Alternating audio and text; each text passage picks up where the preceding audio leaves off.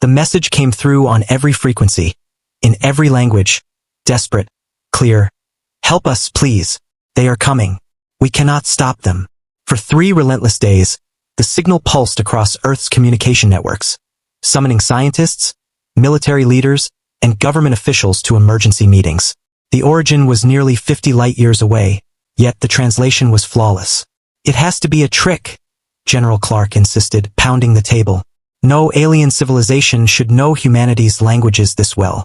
It contains embedded translation matrices. Dr. Walker, head of xenolinguistics, explained.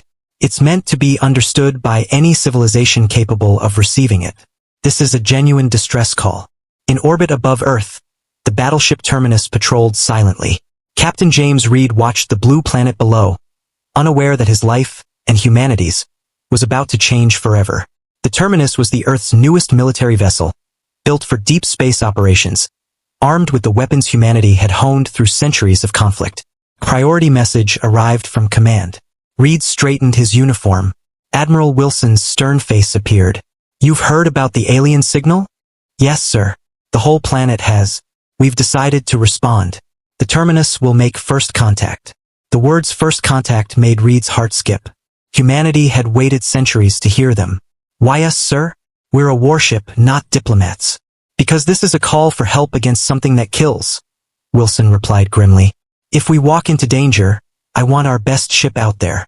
3 days later, the Terminus departed, faster than light drive, engaging in a flash that briefly outshone the sun. Weeks later, they arrived at the coordinates embedded in the message. A massive space station orbiting a blue-green world. Unlike humanity's utilitarian ships, this station was elegant, its sweeping curves and transparent sections revealing lush gardens. The communications officer hailed the station. The screen flickered to life, showing a slender alien with 4 arms and iridescent skin. You came, it said, voice perfectly translated. I am Captain James Reed of the Earthship Terminus. We received your distress call. The alien trembled. I am Ambassador Lith of the Galactic Coalition. We never imagined Deathworlders would answer. Your planet is classified as a death world, too dangerous by our standards, Reed said. Because what comes for us is worse than anything, even you, Lith admitted. We call it the Void Swarm. It consumes everything in its path. Our weapons cannot stop it. The Terminus team was led into the Coalition station's docking bay. Reed met aliens of all shapes. Some floated, some had multiple legs. One was made entirely of living crystal. Your ship is a weapon, Elder Glint said, its crystalline body pulsing with light.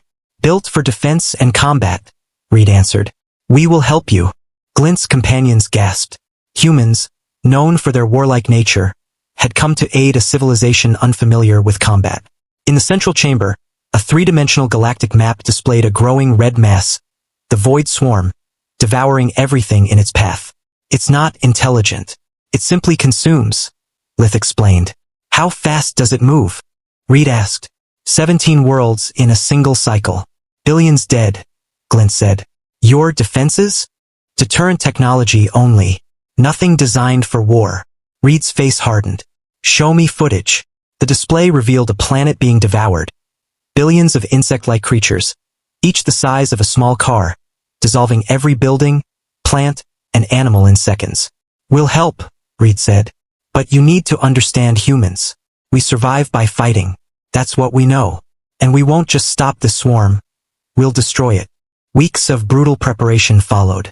Dr. Elisa Morgan developed a targeted pathogen that attacked the swarm's unique biology without harming other lifeforms. Human and coalition forces coordinated evacuations, established defensive lines, and engaged in ferocious battles. Each engagement brought heavy casualties, but humanity's methods, fierce, adaptable, relentless, held the swarm at bay. Even as the swarm adapted faster than the pathogen could stop it, Dr. Morgan found a breakthrough. Hyperion, a gas giant at the edge of coalition space, could serve as bait. By igniting a controlled fusion reaction in Hyperion's core, they could draw the swarm in and annihilate it with a star-level energy release. The coalition protested. Entire moons and nearby systems would be affected. Reed cut through the debate. The swarm will reach your worlds in 15 days. How many more billions must die while you cling to principles they don't share? Volunteers boarded the stealth vessel Firebreak to deploy the catalyst devices that would trigger Hyperion's ignition. Rogue storms damaged the ship, forcing Reed to make a terrible decision. Remain aboard to ensure the catalyst activated. The rest evacuated in pods. At the final moment, against all odds, the ship's systems delivered one last burst of thrust. Hyperion's hydrogen core ignited. A second sun blazed briefly in the sky. The energy wave vaporized 90% of the swarm. 3 days later, only Reed and Lieutenant Adams survived. Humanity had struck a decisive blow. Coalition worlds began rebuilding, guided by human advisors, memorials honoring the fallen erected across the galaxy. The remaining swarm units were hunted down, and humanity's reputation spread. The universe had feared monsters and found heroes. Please follow my channel for more videos. One click from you can change my life.